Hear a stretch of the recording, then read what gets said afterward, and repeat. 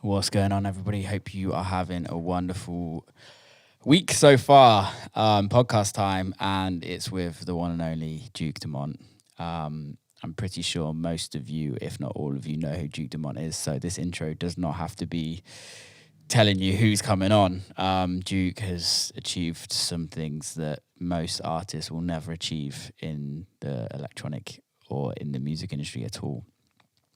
He has great insight, produces some great records, and is a very good conversationalist. I love this. So without further ado, Duke Dumont.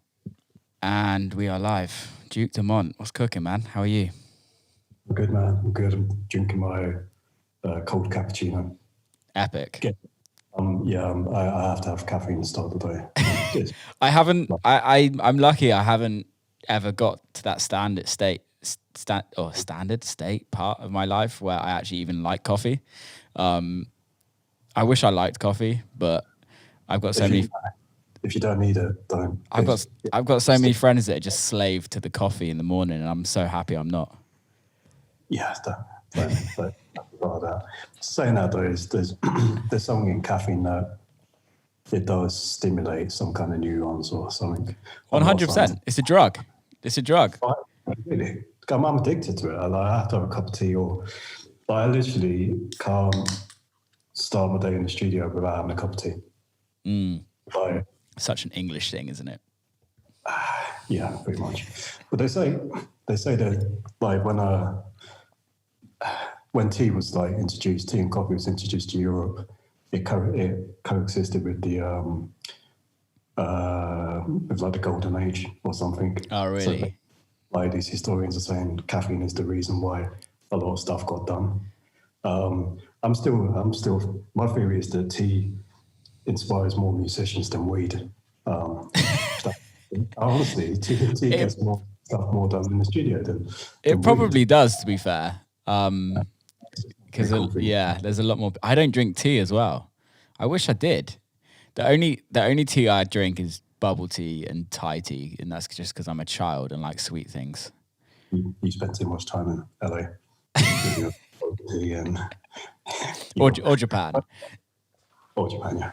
Oh man, I want to go back to Japan. It's been a while. Same, man. I miss traveling. I miss going to different cities. Like, I don't know about you, but for me, like it's great doing what we do and like touring America and touring the UK but with this whole COVID shit, like with everything else being closed down, it's kind of just it's narrowed it down so much for us. Yeah, it's a tough one. It's I mean, I feel bad for. I said this to you on the phone. I feel bad for DJs that go in, like they have to have their paycheck every month, or they have to have their paycheck every 6 months. Yeah. I was certainly in that position not so long ago. I'm kind of coming through, so like I don't feel bad for myself. I don't feel bad for. No, not at all. We're lucky. Fine, and the only thing they can do is travel. Like, no, I don't feel bad to them, but the people that can tour and it's like the lack of sympathy from like. So like, I mean, again, it's social media, ignore social media, but the lack of sympathy for like DJs is like, okay, it's a job for a lot of people. And they might be making an average income and not touring for 18 months. Screw them. And there's a lack of sympathy for that. It's like, what's wrong with you people? Well, I have sympathy for actors that just love doing what they do, can't do anything else in life, and struggle. So yeah, I hope coming out of, if we are coming out of COVID, that they find a thing. I actually think there's more DJs that are in that situation than not, really, because there's so many more DJs trying to become big than that are actually big. So many more. It's an interesting time for music because it's never been easier to get into music, but it's never been harder to make a career from music. So kind of coming through, I mean, obviously I've been doing it as a job since 2006. Yeah. Since I applied for my job and I said to myself, okay, in 3 to 6 months, if I don't make as much, and I was on minimum wage anyway, if I don't make as much from DJing, then I go, and within 3 months, I was making minimum wage. So I never looked back from there. But, you know, even 2012, it was easier to have a career if you was at a certain standard. Yeah. Now it's exceptionally hard. The pressure, I think, on new acts in electronic music coming through is this one. And this is one that I was fortunate to not have the pressure of. In order to be successful, you know, this music gets played on playlists and all that malarkey. In order to be successful, you have to make music that generically fits onto those playlists. Yeah. But if you're an artist or you've got an ounce of creativity in your body or an ounce of style, it might not necessarily fit on those playlists. So I've seen acts go, what the fuck do I do? Yeah. Do I listen to my heart or do I listen to my head? So that pressure they put on themselves. And so that is, I would say, something that's only existed for the last, well, it's always existed, but very prominently for the last 6 years, 7 years. And I think it's the pressure on new acts. I think it's pressure on all acts, to be honest with you. I mean, I'm fortunate enough where I'm oddly more free now than I was when I started. So, but I think, tell me if I'm wrong, but I think that's because you've kind of put the foundations down, right? Things have grown for you to the level where, and you still have to work hard, and you still have to make good music, which you do. But at the end of the day, is like people, you have a core fan base, which for me personally is the hard. I believe building a core fan base is the hardest thing. But once you've got that core fan base, you can build from that. And you're always going to have like. There's always, whether your core fan base is 10 people, whether your core fan base is 2,000 people, 100,000 people, you can always grow from that, unless you do something stupid where they all fuck you off. But like, there's still going to be people that like you. And I think what's happened with you is, tell me if I'm wrong, is that you've grown a very strong core fan base, and now you're allowed to kind of do more so what you want rather than what has to be done to kind of get bigger, to get number ones, to do all of that. I've had 12 years to ruminate over this and think about this. And number one, you're 100% right regarding fan bases. Yeah. It's not always about how many streams you get. No. It's about your fan base. And because the reality is, I've seen acts sell stadiums with a lot less listens and plays than people that have top 50 in the world songs. Yeah. Doesn't mean that's right. Some people don't like touring, some people don't want to tour. Yeah.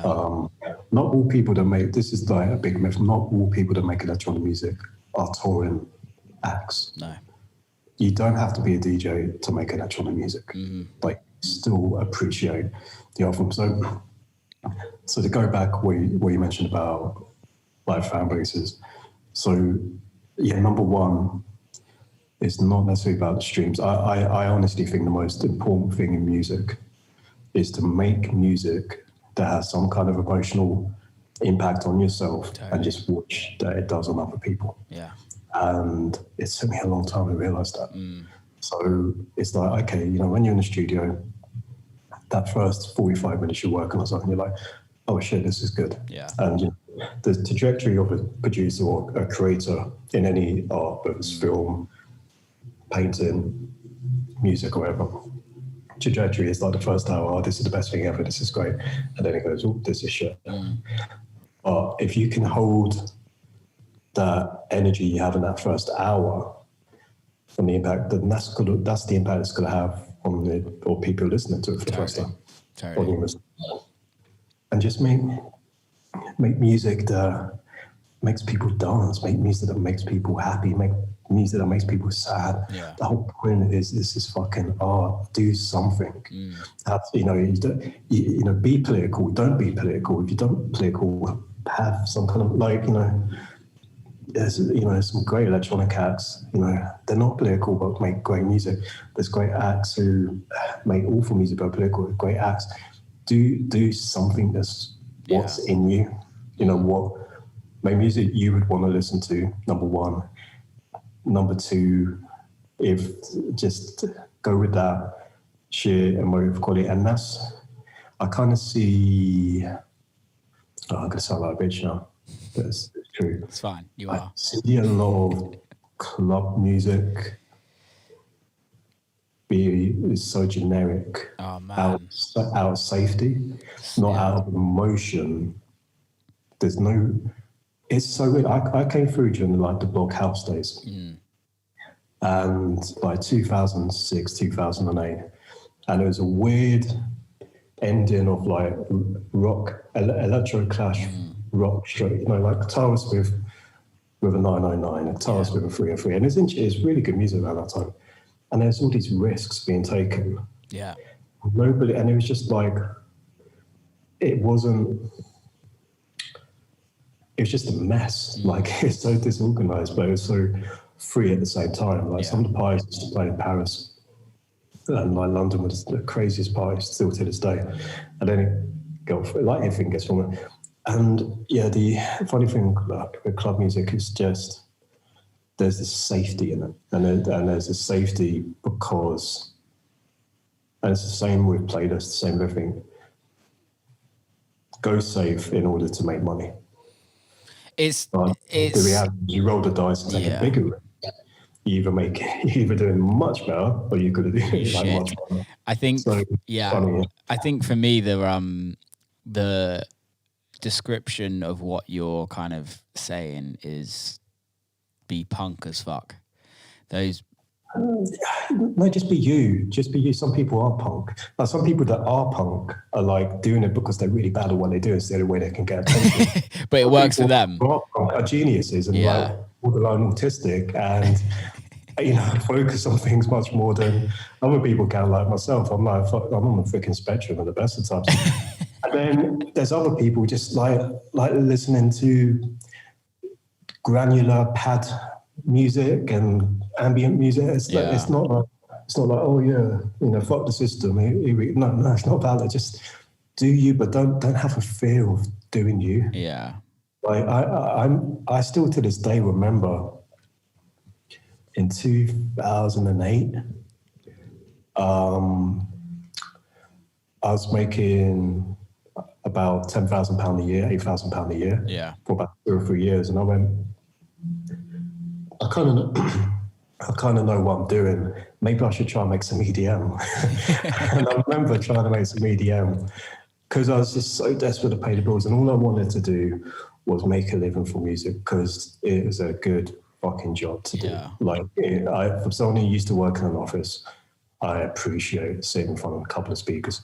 Yeah. And even now, desperation, even when it was a case of not doing music that I really liked, and I did like 2 or 3 demos.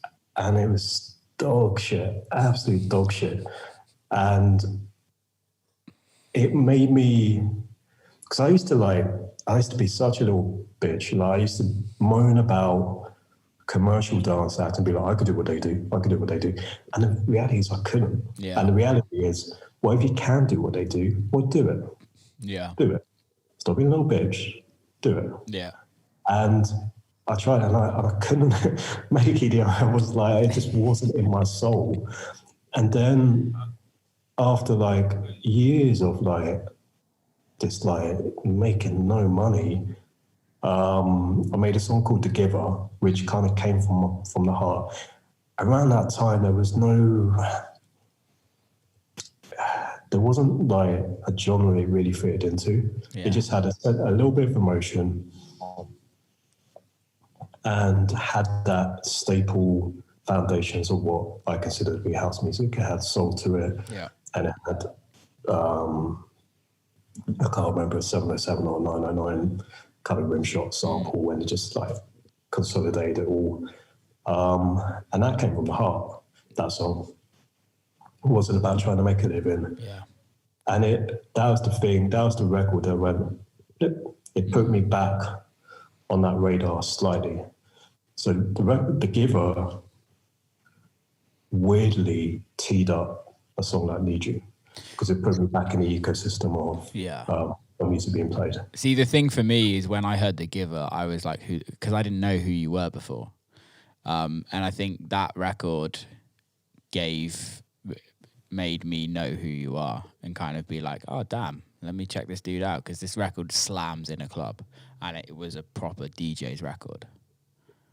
And I think that's what everybody has to fight to, is to still make records regardless of where they still have an impact. So whether it's you don't know who the name is, you're just like, oh shit, that's a good record. Yeah.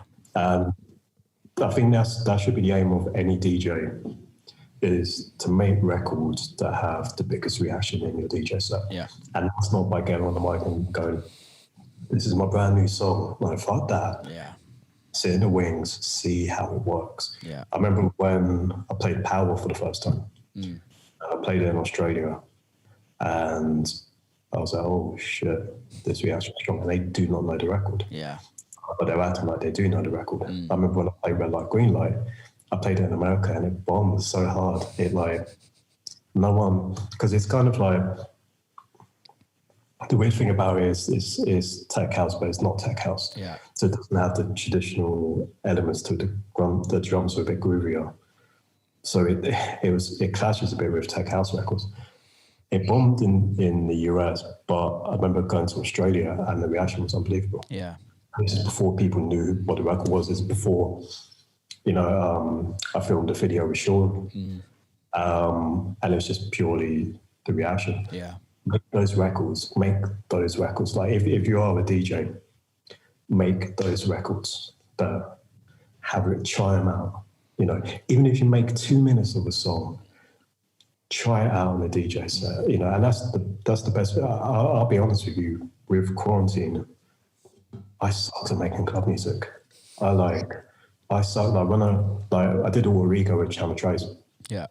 Trace did a great job, and it's the idea of the song is like a good song, but the balance of where the bass kick is, and I'm not even sure there's a sub in the record. All that balance, I lost connection. I lost that. Now I've been DJing last 2 or 3 months again. Yeah, it's like, it's kicked in. It's like, okay, I know where this sits. And it's just it was so funny that kind of lost that what works in a club environment. But at the same time, speaking about club music, my passion isn't, I love club music, but my passion isn't solely in club music. My goal is just to make, like I said at the start, music that has some kind of emotive quality to it. It's like when I watch a film, I want to be made to feel something. Yeah, but I guess, like, have you always done that in your music, or has it now got to the point where you feel like you're doing that? Because with like the Duality record album, that felt like you were doing that. It felt like this is like a listening album, that there's some records in there that are really club based, but there's also some records in there that aren't. The Duality album for me, here's the weird thing with music. The Duality album, it's like, I saw someone do a tweet the other day and said, never do an album, just do singles. It goes against business. And they're right and they're wrong. Okay, they're right in the sense that the amount of work you do in the studio is more efficient if you just do fucking club bangers. Yeah. Okay, but if you have an ounce of artistry in your DNA, and you have an appreciation of like music, and it's not so business, do an album, man. Because that's like, if you could do an album where people do connect and you connect with it, that's actually oddly better in the long run.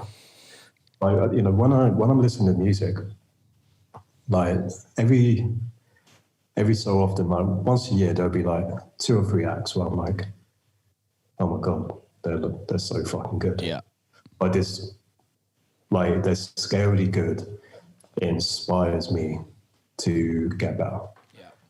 And all those acts in electronic music are all album acts. Yeah. So whether it's an act like The Blaze, Oh, they're so good. something like that, and it's emotive music. Yeah. I mean, it's the most stripped back house music Yeah. you can imagine, but there's something else going. I love music where there's so few elements, it's so simple, but there's something else going on which you can't put your finger on. Yeah. Remember listening to Flying Lotus for the first time. Flying Lotus isn't simple music, but listen to Los Angeles album and be like, how does he do that? Yeah. What's he doing? You know, what compressions is he using? How is he doing this? And that leads me to like do it, you know, a deep dive on how he does it. And now I have like the same limiter set in the Flying Lotus, even though no one could tell. Yeah. Just purely because the thing with like producers and creators and any artists, we're all magpies. Mm-hmm. Totally. We're all like, you know, we're all kind of looking for that little bit of gold somewhere. Yeah. Even if it could be a limiter set. And it's like, okay, great, boom. Yeah. And that's part of the game. I mean, I remember, you know, not being able to like buy. It's different now. I buy all my software, so you know, and I do it for myself. I legitimately, but I wouldn't use any crack software. But even 2006, you know, going on the web and on Russian torrent sites and being like, oh great. Yeah. You know, the only thing I bought was Ableton, like legit, and everything else was, you know, pirated. And just like, but because if I didn't do that, I couldn't have done it. Yeah, yeah. So it wasn't a case of like I was being cheap. It's like, no, I can't afford it. But it's like, I'm not gonna let anything get in my way. And as an artist, like, yeah, it's everybody's magpies, and that's not necessarily a bad term. It's because something has an impact on you, and all you want is that for you to create something to have an impact on somebody else. Yeah, and I think becoming an album artist actually allows you to be fully creative on how you want to be, whereas singles don't allow that. It's in our kind of genre to a certain extent in dance music, because the single has to hit a certain level. Like for me, like going back to what's it called, Justin Martin's Ghettos and Gardens album, quite possibly for me personally one of the best albums in dance music in over the last like 10 years. That solidified his career into being an album artist. And although he releases singles and everything like that, but waiting for that album as a fan, although he's a good friend of mine, but it's like as a fan, I'm always waiting for that album because I think it's really special. Whereas when you're a single artist, which I am at this moment in time, just a single artist, it's like, oh, here's another Will Clarke single. There's kind of like not a bigger thing to talk about. So here's to completely go counter what we're speaking about, because the reality is there's no good and bad. There's no one's better than the other. There's no like black or white. There's just varying degrees of grey, which is the opposite of duality. The reality is I actually don't believe in duality, which is it just sounded good, Richard Dumont. But duality was done because it was to show like, okay, no way, you got songs like Red Light, Green Light, and then there's a song with Ryex that is like a 8-minute passage of music. So what you're speaking about with singles is I find singles can buy like moments in time, and also I think as an act, you know, I flee from one year to the next. Am I going to do an album? Am I going to do just release singles? Yeah. Or, you know, like Beatport, Club Records, and it all comes down to where your head's at and what's to inspire you, and you just got to go with that energy. Yeah. And so, but the thing is with the power of a single, like if it wasn't for the power of a single, I wouldn't be living in this house. I wouldn't have a career. Totally. I would be back living with my mom in England, right? Because of the power of a single. Yeah. There is, but once, if acts achieve that, is what they do with it next. Yeah. And I remember with having a UK number one, and people were like, when's the next one coming out? When's the next one coming out? What are you doing next? Well, when's the next number one coming out? It's like, motherfucker, like, you know, like, do you think this, you know, this comes with like cornflakes? You get immediately.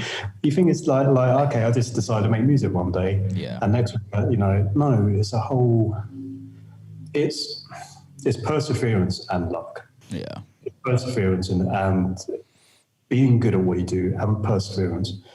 Like the other thing as well is having a number one song in the charts doesn't necessarily mean like it's a good song. Yeah. Like it's a good radio song. Yeah. There's different, where music is consumed, where music is listened to is so important. So if there's a song on radio, there's no secret to it. Make a feel good, dancey. Yeah.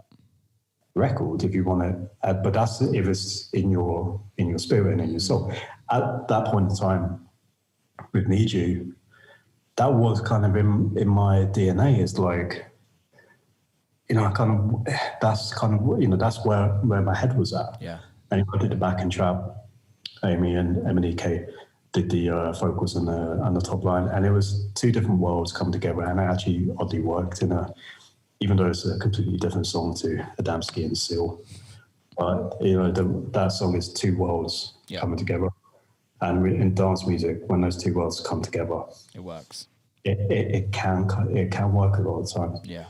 So I remember, talking about the power of releasing singles, having that, and everyone's like, when's the next one? When's the next one? It's like, shut the fuck up. I was too busy touring. Anyway, the next one I got you went to number one as well. Yeah. Like, oh shit, okay, cool. And that's when it starts to enter the world of morning radio DJ type thing. Like, I was not comfortable. Yeah.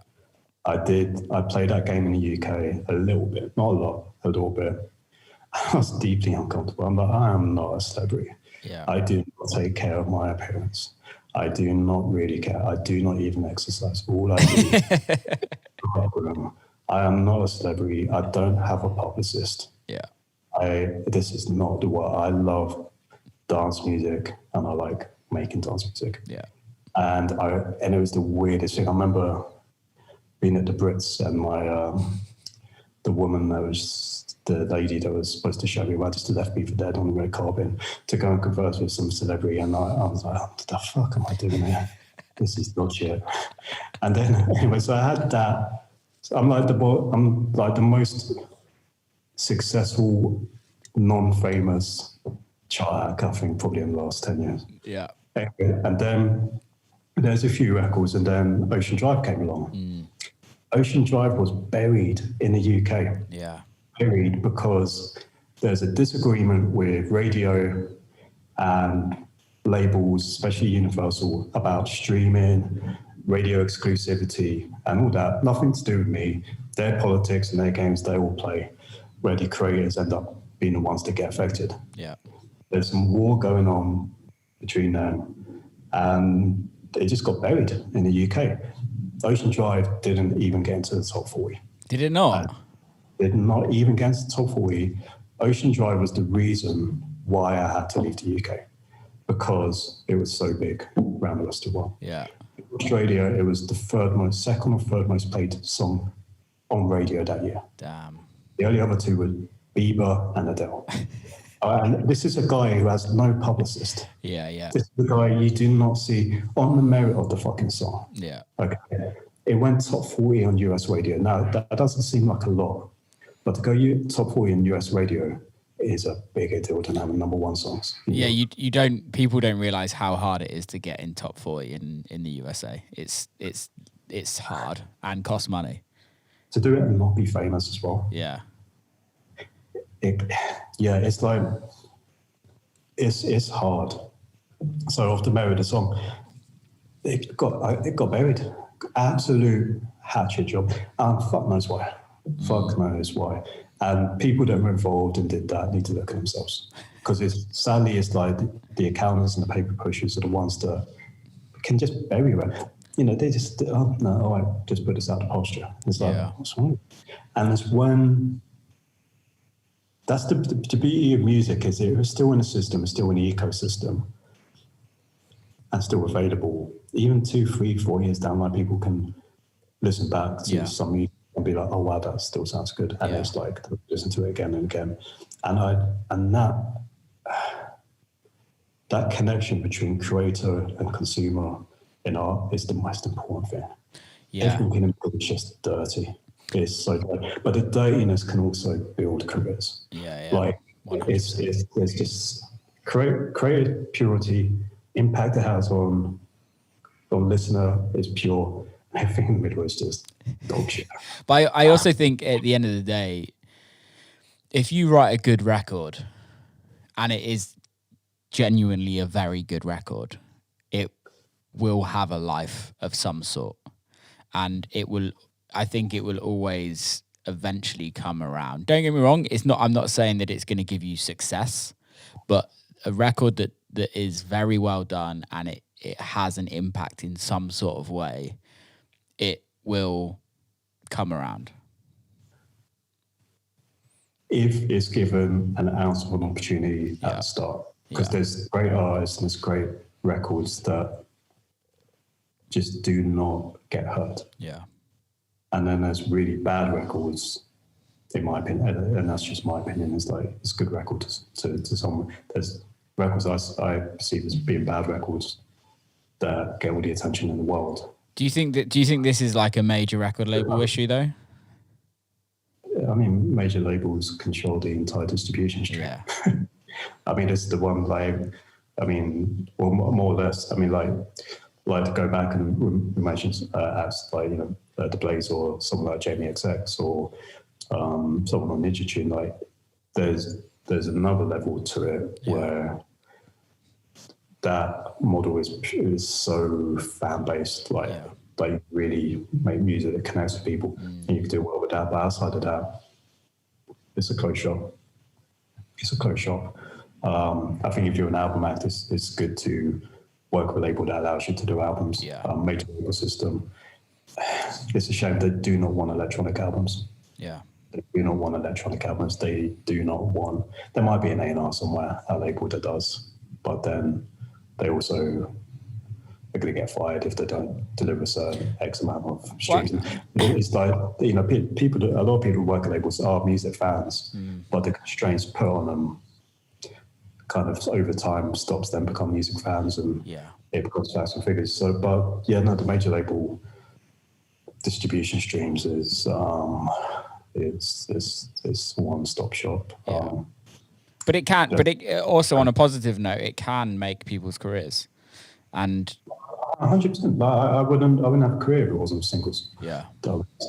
Duality for me was like, doing an album was like the perfect timing for me, because it's like, I know I'm confident in knowing what I want to do. Yeah.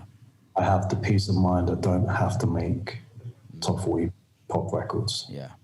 I love making music. I love doing aspects of what I do. And even if every song's not the biggest, the best song in the world, so be it, and make it into a body of music.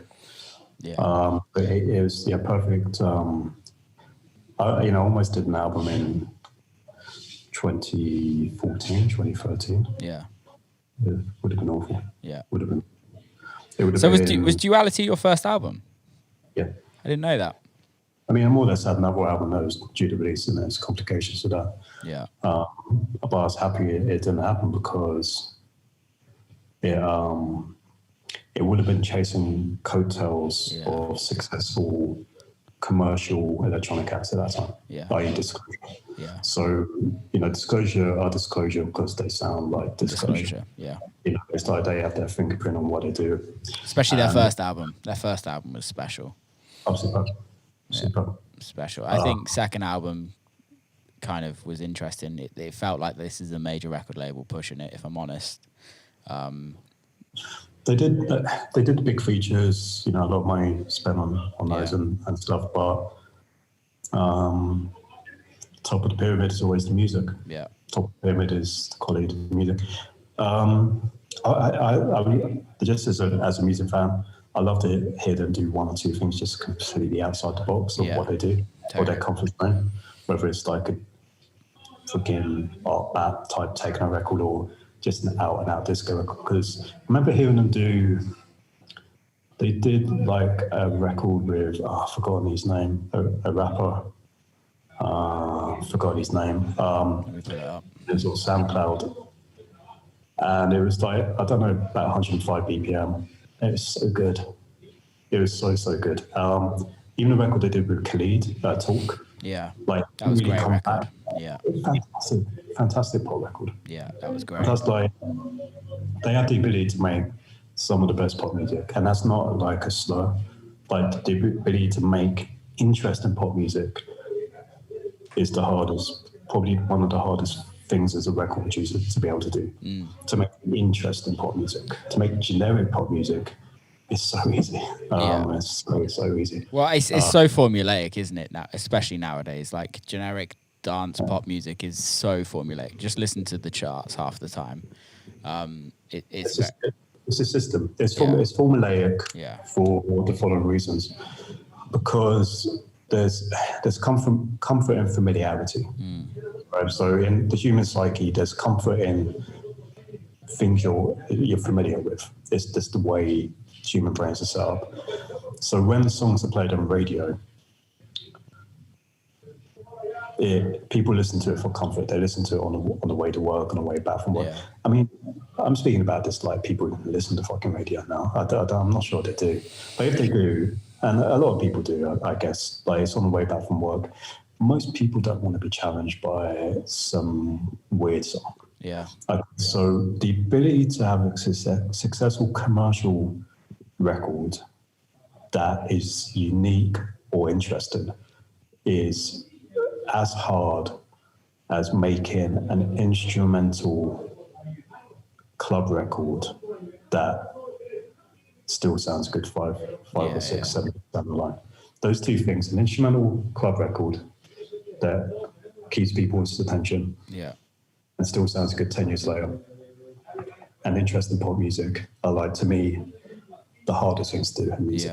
Like, so hard. So yeah, when Disclosure did Talk, I was like, oh wow, that's just such a well-crafted record. So yeah, I'm going back, kind of regressing a little bit. I was happy I didn't do an album at the time, because it would have felt like chasing coattails a little bit of them. Yeah. And also, I don't know, I just didn't feel it was ready. Because duality, it feels like me. It feels like the type of music, that I listen to, like, Let Me Go with YX. Yeah. Mate, just butt in. Is there people in the background? There is, yeah. So I'm going to go to another room. Because it's coming through. Sorry, man. Everyone's being super loud. I'm going to try and go to another room, and it might be a little bit noisy. It's all good, man. I just want people to be able to not get distracted by it. Should be a bit quiet. Yeah, that's much better. I guess that's it. It's timing is key in a lot of it, right? Is that you have to be ready in your artist career to kind of take that leap. It's like, you can easily overthink it regarding timing and like cultural timing, what's popular, what's not popular. But again, it does come down to a bit of luck. It's just like, you can't really align. Like when I did Need You, there is no piano house music on radio. Yeah. None. It was the first piano house record for close to 18 to 20 years to get number one in the UK. Yeah. And then look at UK radio now. Yeah. The reason, like, it was a unique.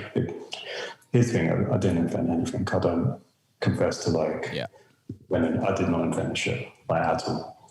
I'm inspired by it.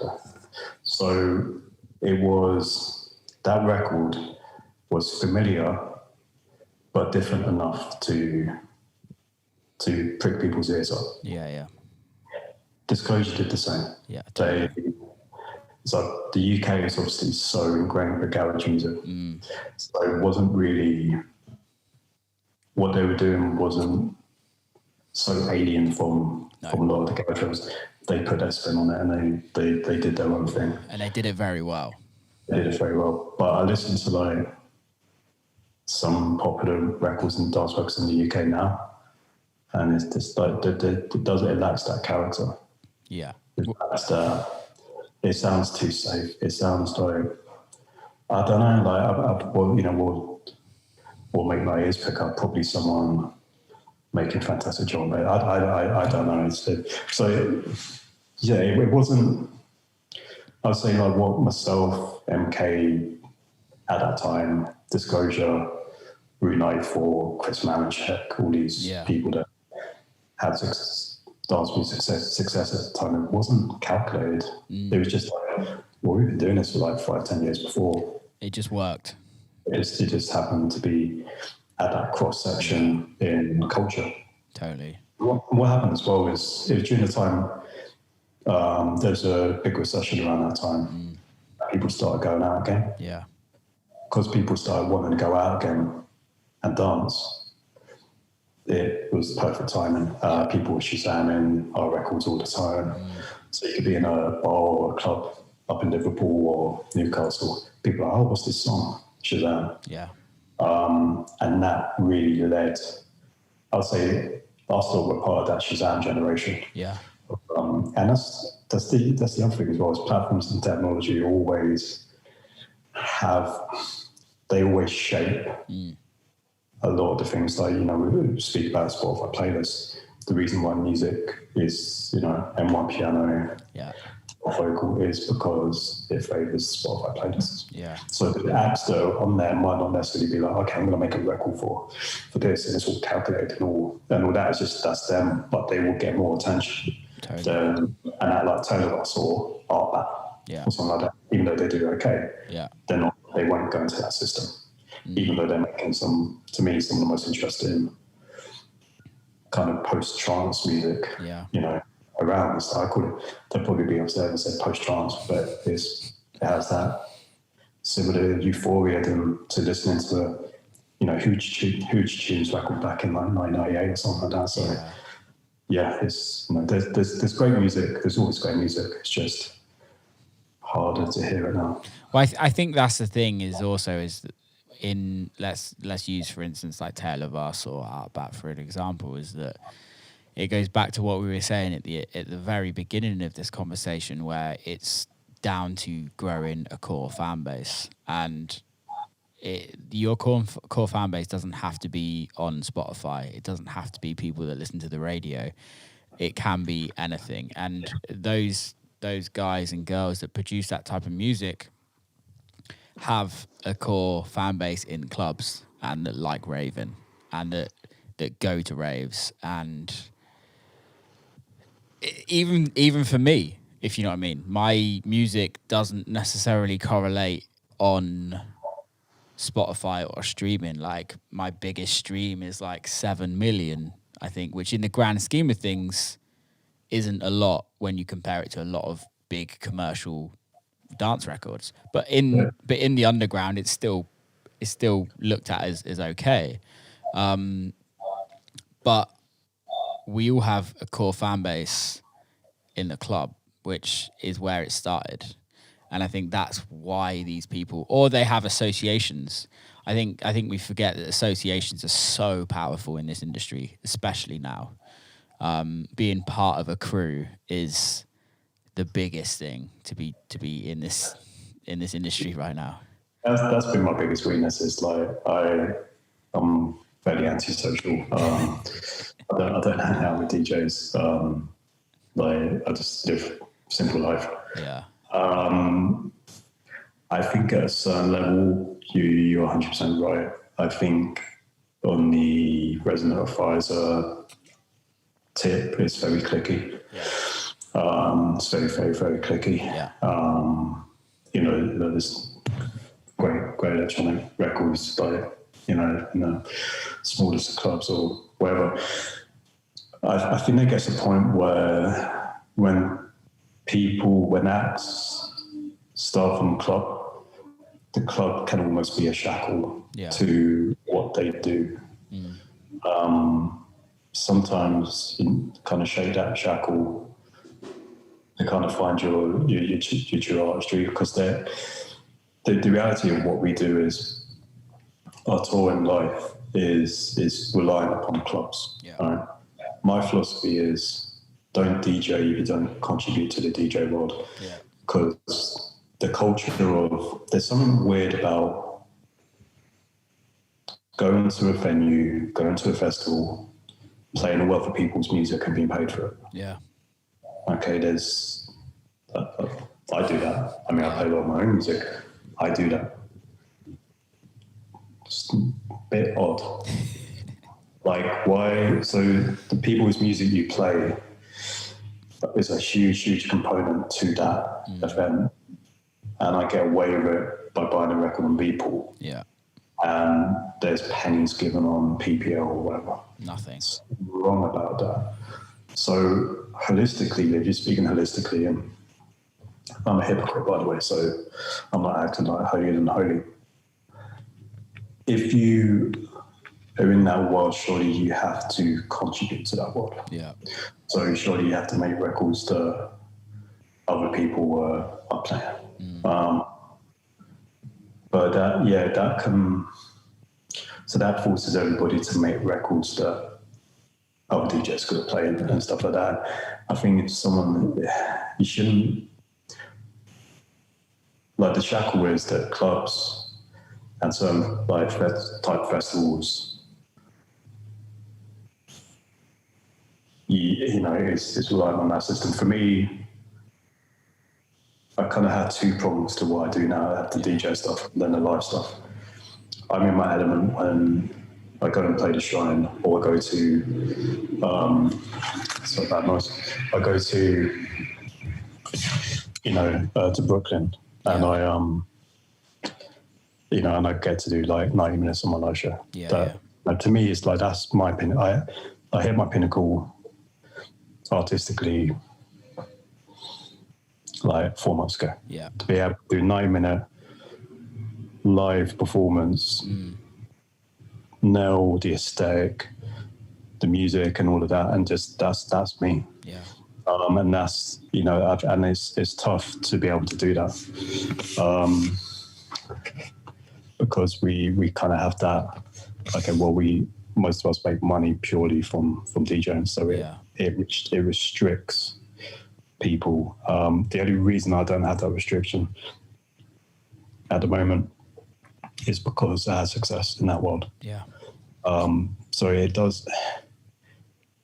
oddly limits a lot of acts to purely make club music. Well, I think it goes back to that then that turns back round into that single life, doesn't it? Is that, like, you need DJs to play your music because you want to get booked at the end of the day. You want a record to be played out, and by having a record that gets played out by lots of other DJs, then pricks up the ears of promoters, agents, managers, and it's kind of that circle, right? But I think and tell me if you don't agree with me, but with your career, you had like The Giver, which was that DJ record. And then I don't know what came in between that and your first number one, but was your nothing. I procrastinated for about 4 or 5 years. Yeah, I literally had paralysis from analysis. Yeah. Before The Giver, there was just nothing. So I did like a few records on Turbo. Yeah. Turbo recordings. That's how I kind of started. Yeah. And just paralysis from analysis for about 3 or 4 years. I didn't release a record because I was so concerned that it had been such a long time that I had to make a record that changed the world. Yeah. And that's not going to happen. It's the worst pressure ever. Where it's like, oh, your next record has to be a fucking great record. Otherwise, it's become. And honestly, that way of thinking was the most destructive thing any artist can go through. Oh my god, dude! I can relate to that massively. My first big record was a track called Big Booty, and everyone was playing it at the time. Dirty Bird. I'm sorry. Was that on Dirty Bird or? No, it was on Anabatic, which is Worthy's record label, or used to be Worthy's record label. I don't think she runs it anymore. But it was before my Dirty Bird days, and but everyone was playing it from like, this was when like Seth was coming through, is when Eats was coming through, when MK just kind of hit through. Jamie Jones was obviously like the biggest person in the world, and they were all playing it, and they were like, and I was like, fuck, I need to make music that fits in with them now. Completely forgetting that the music that I've just written that I absolutely love fits their DJ sets and it works and they're playing my music. It was so like demoralizing to the point where I just stopped writing music for 6 months and tried to open a club because it was just like, fuck this. Yeah, it's like, it's the pressure's unbelievable as a, because at a certain stage it's always like, and this is why it's the most negative mindset to be in, that the acts I see being very successful are acts that don't dip below a certain level. Yeah. So they have a benchmark. Sorry about all the. It's fine, don't worry. It's fine. It sounds fine. Yeah. Okay. Yeah. They don't dip below a certain benchmark, but they just release and release and release and release and feed the beast of the system. Yeah. Just feed it and feed it and feed it. The most successful acts as well don't. There has to be a point in any artist's trajectory that they shouldn't be reliant on other people playing their music. Yeah. So the most impactful point of playing their music is when they play their music. Yeah. But in order to get to that stage, is you become reliant on other people. So it's like, if someone's making money from you, if you only make money if someone else is making money from you. Yeah.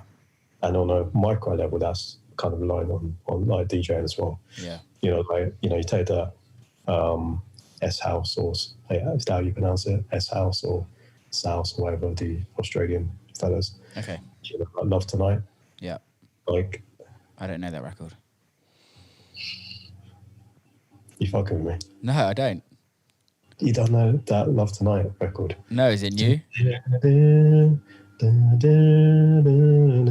know that record? No, I don't. It's like a club record in the fucking world for like during COVID. Yeah, like other DJs capitalized on it more than they did. Yeah. But that's part of the system. That's part of the way it was. And then it's like, okay, you just bring all the attention to you, and you don't know that record. No. I'm saying it wrong. Is it Love Tonight? Let me check it out. I guarantee you will know that record. S House, is it called? S House. Is it Love Tonight? I think that's the title.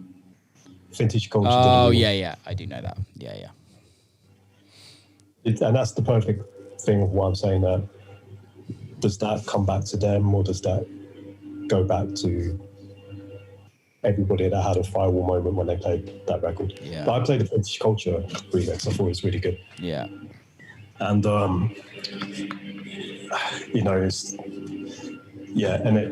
don't know. It's a tough one. You kind of need to feed the beast, but there comes a point where it all has to come back to you at some point. Yeah. And the thing, there's no game plan. There's no like blueprint to how it's done. It's just keep pushing, just keep on moving on, just keep on, creating. Yeah. And to be honest with you, like nowadays, to change the subject a little bit, there's so many distractions for creators or artists that I find it so much harder now than 2010 to make music, because I'm on my fucking phone. Yeah. I have this, I have comforts, I have this, whereas I didn't have that before. My studio laptop wasn't even on the internet. Yeah. It was mainly pirated software, but it's like there was no distraction. It's like, I think that's also the thing that I'm struggling with at this moment in time is the distractions. It's not just. It's for me. I don't know if you can relate to this, but it's not even that your phone's there or you got the internet. It's like everything else you have to do is in your career, as an artist, like social media, like for me doing this podcast, like it's my fault that I do all these extra things because I do it because I enjoy it, but I think it's by the amount some of us do, it can distract away from music. To be honest with you, the most successful people, or some of the most successful people I've seen in dance music, electronic music, do many things. Yeah. So whether that's Pete Tong, yeah, whether that's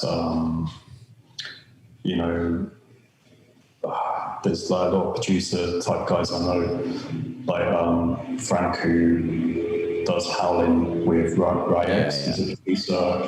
He runs a festival. Yeah. He produces for other acts, like who made who. He does this. He does this. He does this, and they have success. You know, they're not Tiesto. They don't want to be Tiesto. Yeah. You don't have to be Tiesto. Yeah. It's like Tiesto's Tiesto because that's in his DNA. That's what he does. So by spinning those plates, I hear you. It's like it's not a bad thing, but it is if it takes away from the most important thing, that's music. So for me, like the plates I spin on a business level, is I literally have a production company that creates concert visuals. We put an arena show together for myself. During lockdown and quarantine, it's like all my energy went into that company to roll out for myself. But I can roll out. But if Billie Eilish's manager called me tomorrow, it's like, can you put on the show Coachella for Billie Eilish? We can do it. Yeah. Doing well.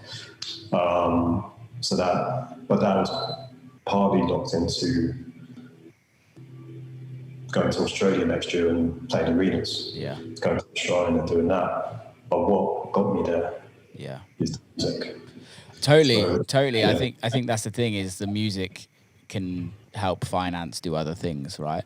And whatever your passion is, you can then do that from if the music is very successful. However, on the kind of side to that is there's a lot of musicians that are extremely successful in business or something like that and not as successful in music, but don't rely on music to be their income.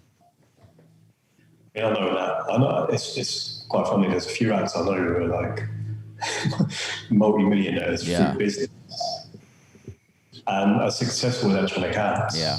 We'll have like a clothing company. I'm not going to mention names, but I have a clothing company or something like that. And it's like, wow, that's your company? Yeah. Like, it's like, where the fuck do you get time to rest in peace, Virgil Abloh was like that. Exactly. Like, dude's never off his fucking iPhone or his laptop just touring the fucking world. The world was his office. His hotel room was his office, and he just hustled, man. And like everyone's posting text messages, that's in some like conversation. Everybody spoke to Virgil, and that energy it goes beyond music. That's like this 21st century entrepreneur energy to have. And I've seen like really successful people who aren't household names. They're not, people wouldn't even consider them in the top 10 of a subgenre, but absolute bosses at what they do. Yeah. I think like one of the guys from Dusky is like that. Has a hugely successful close company, but they're making fantastic music and just doing what they want to do. So kind of spinning the place isn't a bad thing, but it is a bad thing if it's taken away from what feeds everything else. Brings it all together. Yeah, totally. How important to you is having a good team around you?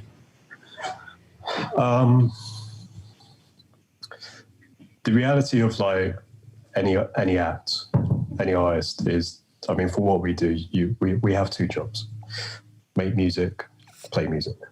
Okay. When that starts to become diluted, that's when those aspects become diluted. The ability to make or play music. Yeah. It's your team theoretically should do everything outside of playing and making music. Yeah. It never works like that. It never is as well. There's no perfects. That never.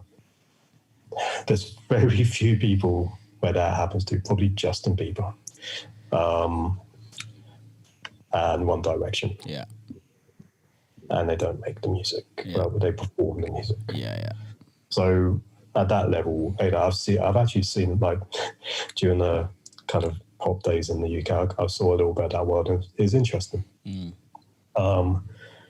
Never works. So that's an ideal. So your team management or whoever should provide that entire thing, where the artist has the vision, make and play music. But it doesn't work like that. So the reason why it doesn't work like that is we're in a world now with social media where,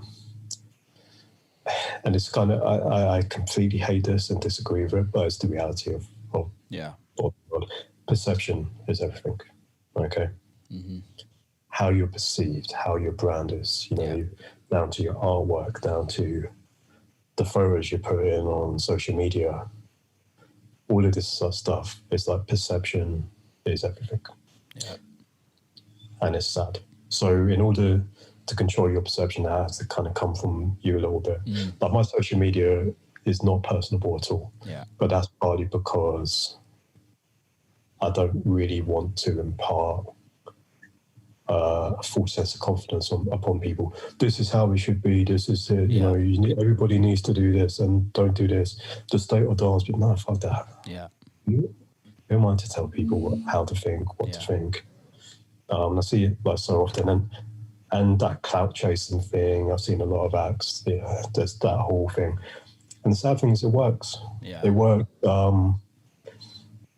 Maybe I'm the idiot for not doing that clout chasing thing, and and just like, but it's negative. I don't like it. The whole social media thing is like, oh, you're not a big act until you post your photo in your private jet and all that. I fucking hate that. But yeah, I've done it.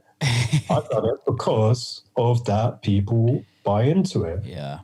People buy into it, and it's like, well, if you don't do that, then you're not considered a big deal. And it's the weirdest.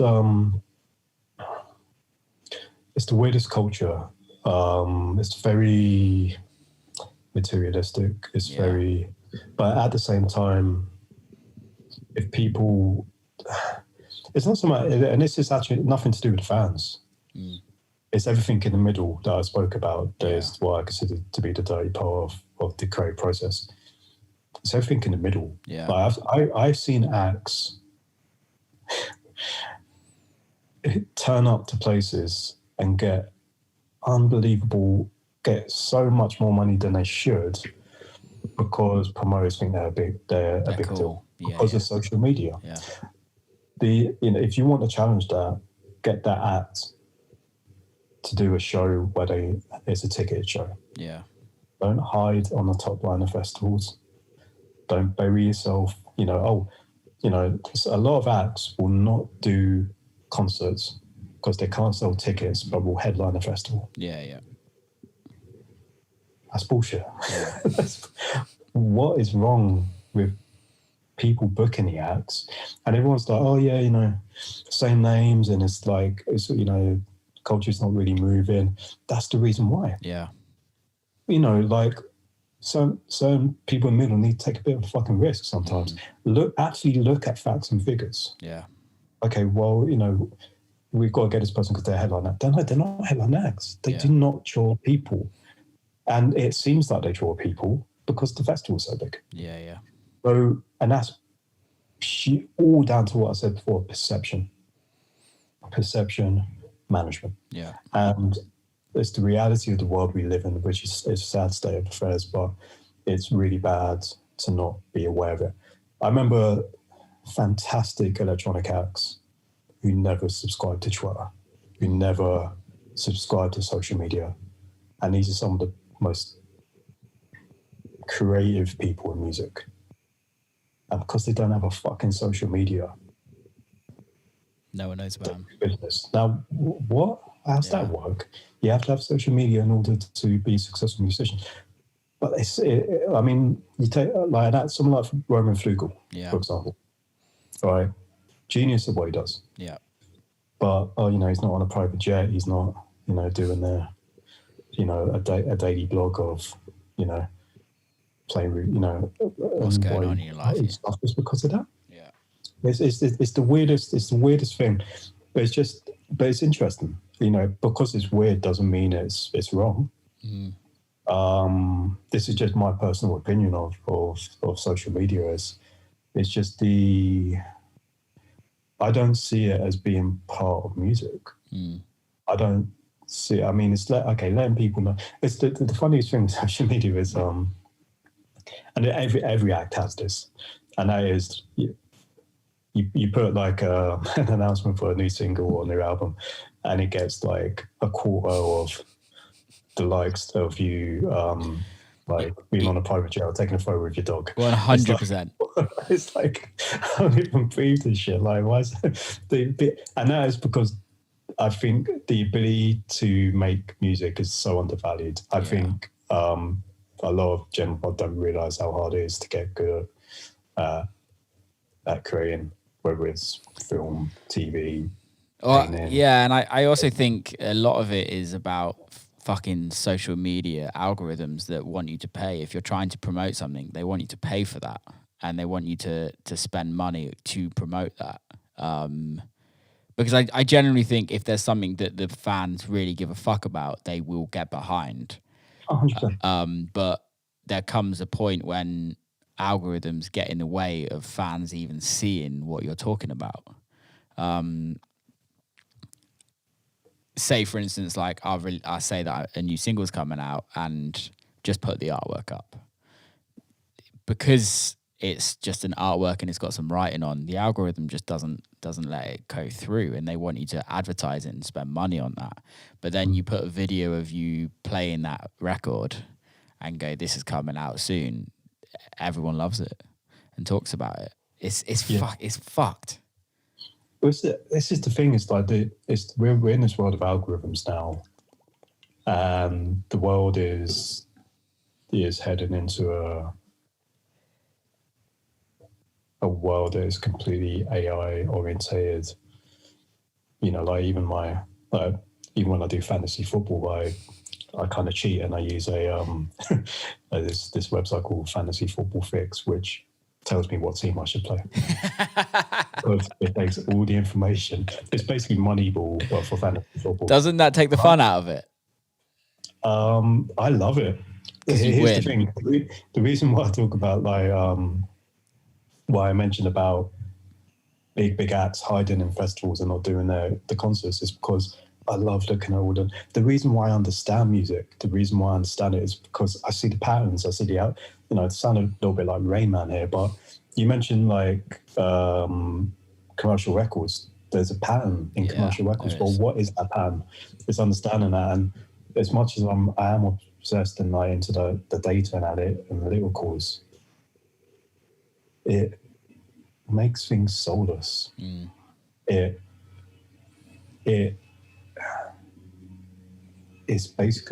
like this automated Orwellian system for success. And surely there should be like a rose that grows through the concrete at some point. And that's what I think all acts should aspire to. That regardless of algorithms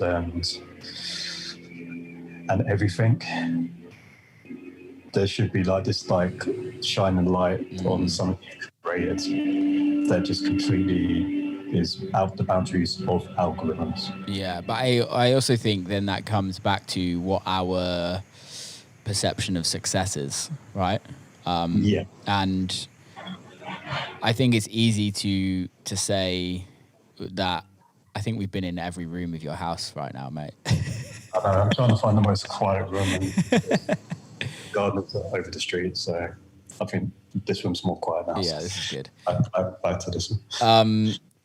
It's kind of, what is success? And I think it's so easy to say success is all about how much money you earn.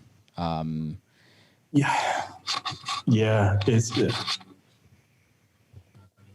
What is success to you? What is success to you? Honestly, without giving the artist bullshit that we all say, what is success to you? Honestly, what it used to be, and when I came through, all I used to say to myself was, when I started making music, I said, if I could make an average income, be able to go out for dinner once a month, once every 2 weeks, go on holiday once a year, start a family, maybe one day buy a house. Yeah. Modest means that's success. Yeah. That, for me now, and oddly, that was more kind of it's not even financial oriented. It's just to be able to do what I love in life. I have no stress of not being able to pay bills because I know what that feels like. Yeah. And that's all I wanted.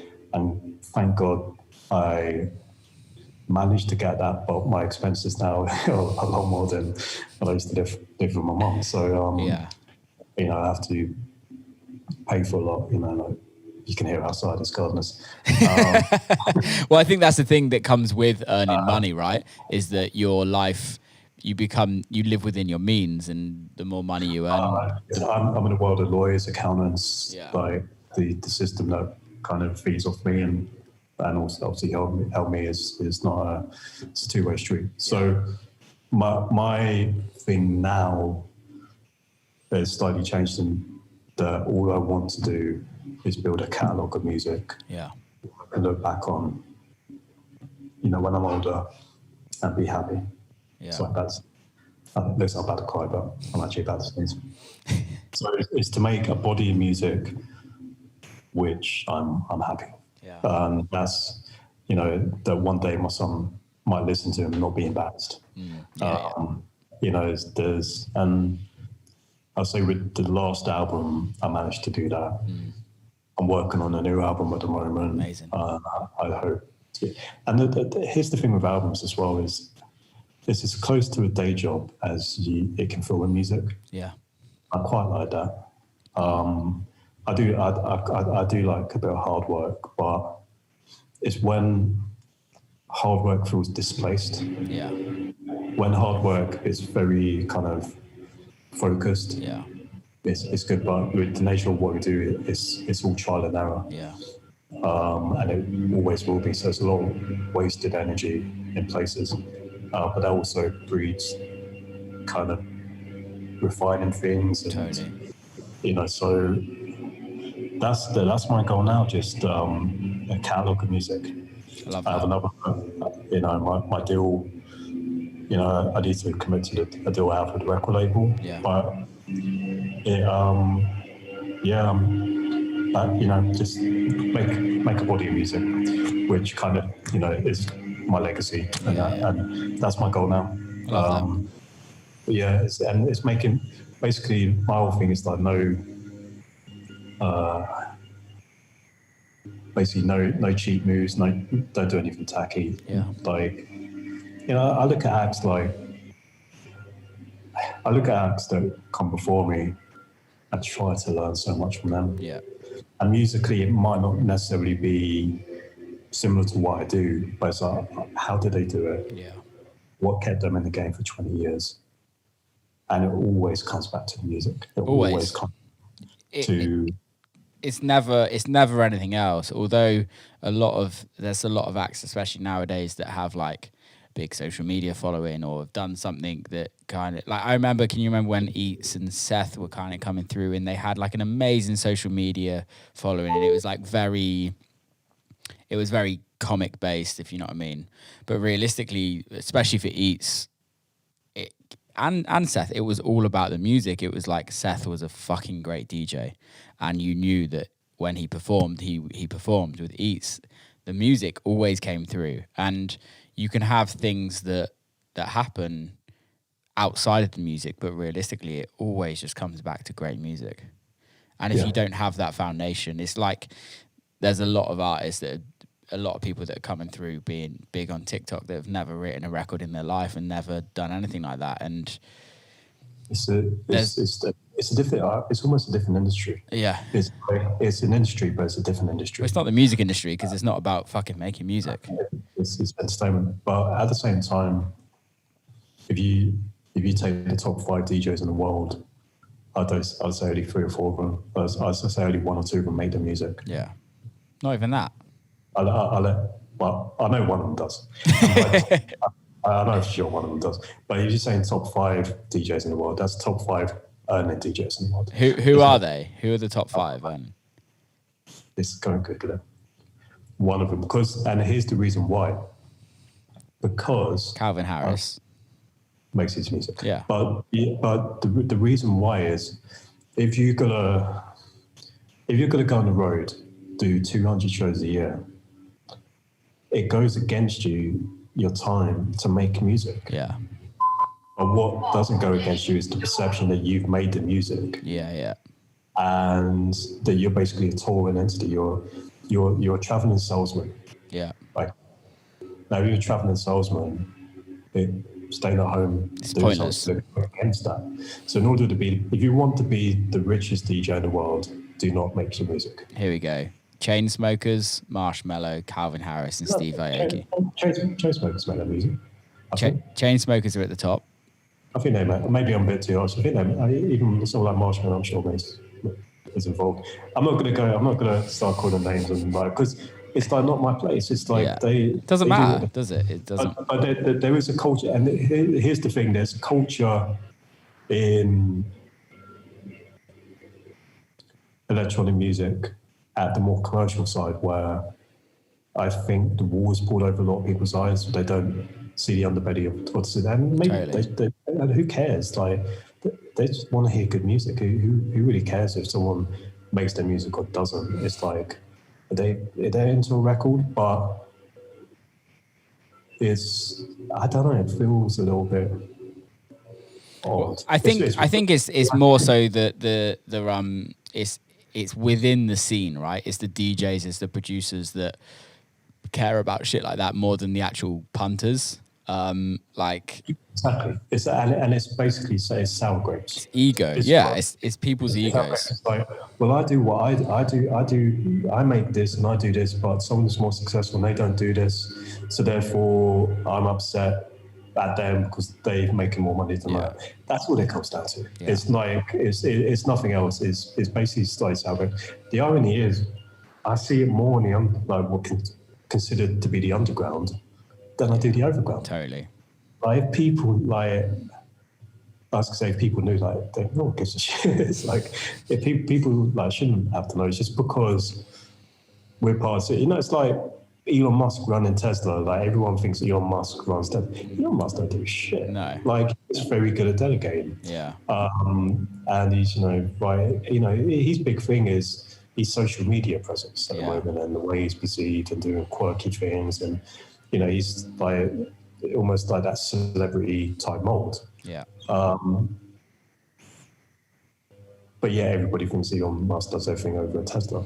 He didn't even start Tesla. Yeah. So it's like, by the it's all what I said, perception management. And it exists in everything. But like I said, I think the real bitterness from creators or anyone involved in what we do is, I want to say jealousy. It's like an unfair advantage. It's like playing Street Fighter 2 and someone's putting a cheat code and you haven't. Yeah. That's basically what it comes down to. It's like someone supplied the cheat code and you didn't. Yeah. And now you have to, be in the same arena and stuff. Yeah. That's basically the best analogy of it. Yeah. And that's what it comes down to. But no one cares, man. No one cares on a greater level of listening to music. But it is an interesting kind of thing that does exist in electronic music. But Yeah, I it's, think it's very weird that it consists in electronic music because if you're in the industry itself, everyone expects you to do absolutely everything yourself, it's and it's it's a bit so weird. milli-finilly. It's a bit milli-finilly, isn't it? Because Yeah. it can only really exist in electronic music because it can't exist in pop music. No. Because I mean, it has with milli-finilly where they're not the singers, they're the face. There is a milli-finilly, and by anyone who doesn't understand what I'm saying by milli-finilly, just Google it. There is, it's just rampant. Yeah. It feels dirty though. It feels great, but the problem that it all sounds great and everyone should do that and not do this and just tour and don't make your music and get a team or people to do it. But there's consequences to that. Yeah. The consequences is you are not reliant upon your output. Yeah. So the stress that you have in order, who's going to do my next song, who's going to make this, who's going to make this, is it as good as this record is, blah, blah, blah. If you're living in that world where you can't control it, what if that producer goes, okay, you're going to give me, more now, and it's like, this is oddly stressful world for a lot of people within that.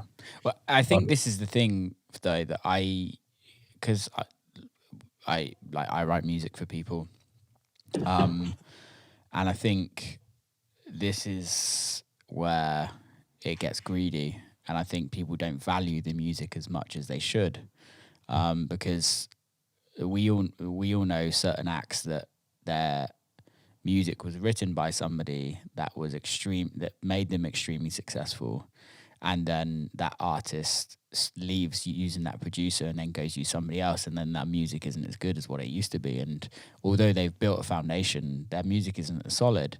But I think that's the thing that for me is, if you're making a shit ton of music, a shit ton of money because of your records that popped off, you need to fucking look after everybody that made your records. And make sure that, because a lot of it comes down to money. A lot of it does. A lot of producers go, I've made your record and now you're going to make this much money based on, and don't get me wrong, it's not all about the music, but a lot of it is about the music. I think there comes a point where you, as an artist, if you're not making your music, you have to pay dues to the people that are writing your music. Whether that's a percentage of your income, whether that's whatever, I don't know. And that's at the detriment to the person who benefits, because if they don't have the skills, then their career is going to stop. Yeah. So it's at the detriment to them. Totally. Like with a lot of music, like the best music or the best things whether it's music or whether it's film, whether a lot of it is a collaborative process. So, some records I might work with a guitarist. Yeah. Or, and it's like, all right, there's components to this. Yeah. But then that's different to what we were speaking about before. Totally different. Ghostwriting. Totally different. I think. I thought about this the other day.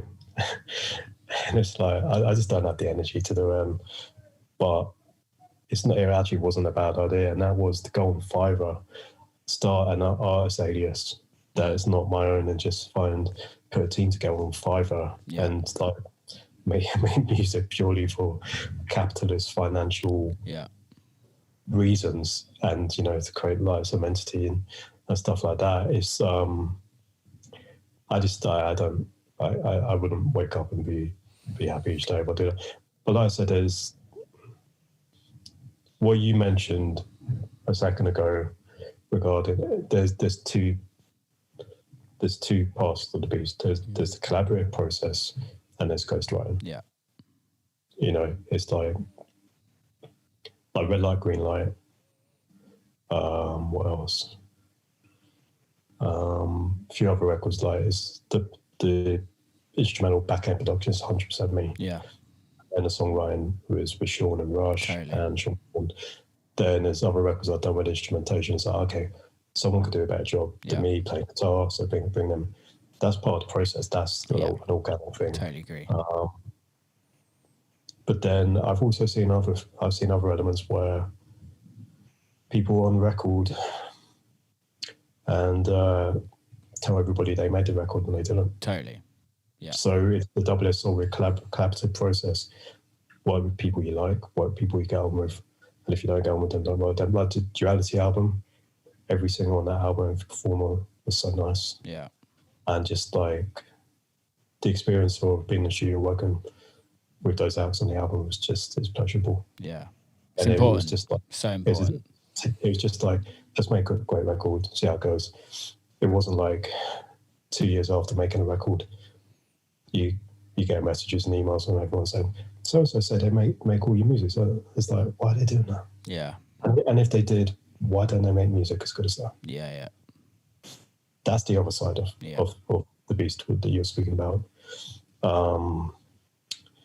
But I also think that's ego. The best, yeah. Ego is so big in life, and I think if people can really, it's ego and jealousy, because what it is they see you being successful and they're not.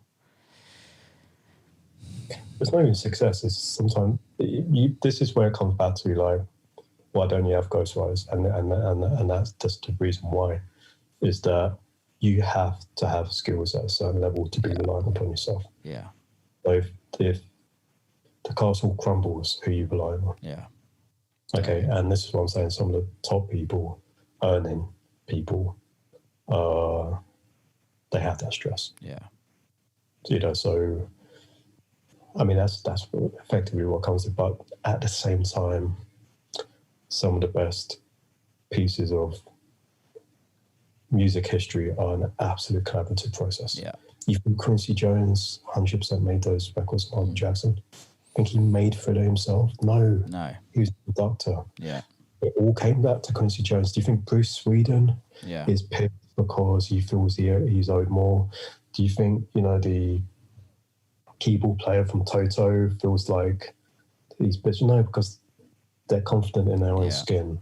They're a part, Eddie Van Halen playing guitar on, I've forgotten what record, Fred or so, I can't remember the record, or be it, I can't remember where he does guitar solo. Do you think he's going on social media and being like, oh, I feel like I was owed more on this and blah, blah, blah, and it's like, I can't.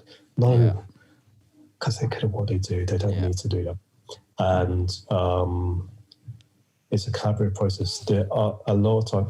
Music and film are unique to a lot of other arts, like painting and things like that. Painting is just like, can be just a very individualistic process. Hollywood and films are certainly a process of bringing in best people for the job. Yeah. And music, the upper echelons of music, is a collaborative process, whether that's session players, songwriters, mix engineers, mastering engineers. Like, I'm even like thinking about the next album is like, okay, who do I want to work with on a mix engineer level? And listen to records where, oh my God, the mix on that superb, blah, blah, blah. It's upper echelons, it's a collaborative process. Well, that's it. It's understanding that as well. It's how do I make my music sound as good as I possibly can, and by getting somebody in that's better at something than you are. We can't all be fucking amazing at everything. There's nobody that's good at fucking everything. So let's just get the best people in. There's a few. There's a few people that are actually like geniuses, like guitar players, electronic acts, and then mix engineers. There's a few people that are great at every element. But it's such as there's spectrums to the music making process. Totally. Someone making lo-fi guitar music, like someone like Mac DeMarco or something like that, just does everything. To ghostwriter, basically just says yes to a record process, and then there's everything in the middle. Yeah. Who the fuck cares? The the reality that no one cares. No. Like the listener doesn't care unless it's a good record. Yeah, that's all it comes down to. That's what it comes down to. So whatever the process to make a good record is what it's about, in my opinion.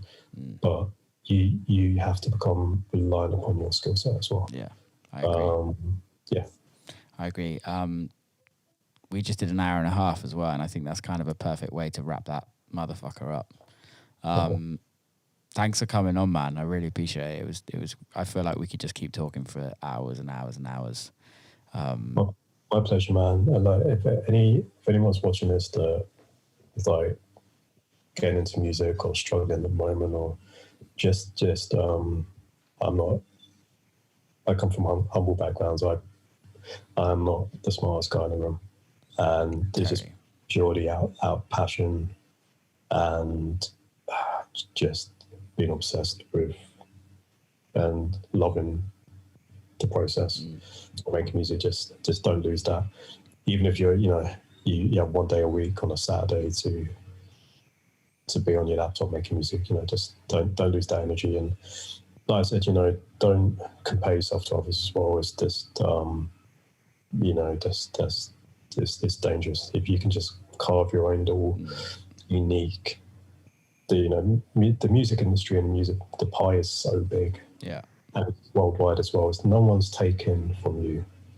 Okay, like create your own thing, create your own club, like create your own sound, create your own unique thing that's unique to you, and it'll come back to reward you. 100%, man. Love that. How can people follow you, listen to your music, all the good shit? Just internet.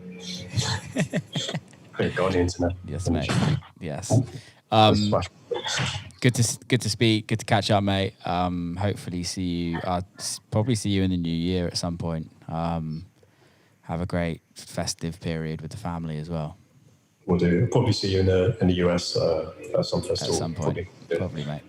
Take care. Look after yourself. Peace, man. Keep safe. Big love, man. Bye. And that is a wrap. Hope you enjoyed it. Big love to Duke for coming on. Amazing podcast. Great conversation. Keep safe. See you soon.